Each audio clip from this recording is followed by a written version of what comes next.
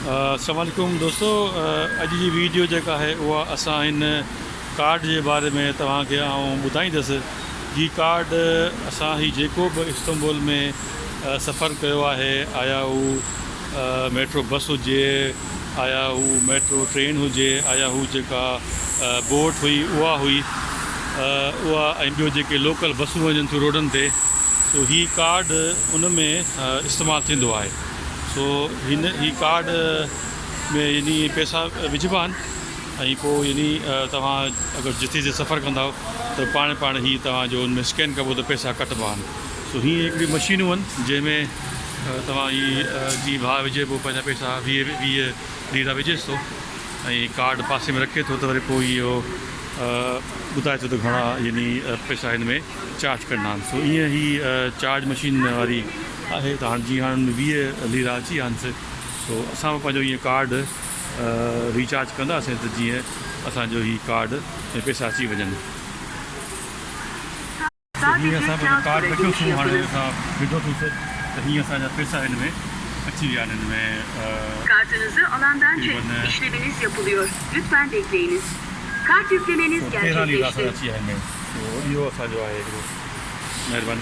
अच्छा, ॿियो गॾो गॾु ॿुधाईंदो हलां त ही जेके कार्ड आहिनि उन में तव्हां अगरि जंहिं बि जिथे बि अगरि तव्हां इनखे अगरि स्विप कंदव त जीअं फ़र्ज़ु कयो हाणे हिते मशीन लॻियल आहिनि, इहे जिते ग्रीन लाइट लॻियल आहिनि इहे आहिनि स्विप करण जूं। सो इहे अगरि हितां खां तव्हां स्विप कंदव त तव्हांजो हीउ किरायो फुल चार्ज कंदो। फुल चार्ज मतिलबु कि तव्हां फ़र्ज़ु कयो अगरि ए स्टेशन ते बीठा आहियो त हीउ जेको चार्ज कंदो पूरो ज़ेड स्टेशन जो कंदो, यानी फुल चार्ज कंदो पहिरीं माना हर राइड, ठीकु आहे।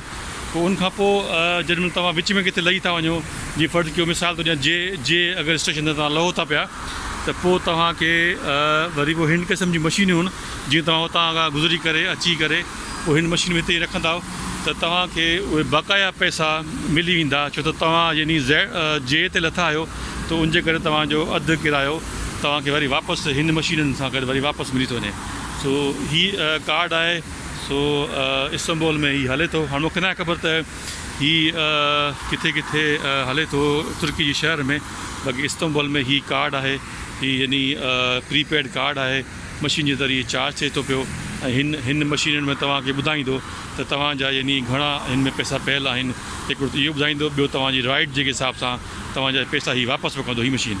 सो हीअ वीडियो मूं इन लाइ ठाही आहे त जीअं दोस्त नवां अचनि था उन्हनि खे ॼाण जे लाइ हीअ मूं वीडियो ठाही आहे। सो उमेदु थो कयां त हीअ तव्हांखे वीडियो वणंदी। वरी महिरबानी। शाह हसन, इस्तांबुल तुर्की मां तव्हां सां मुखातिफ़ आहियां। वॾी महिरबानी।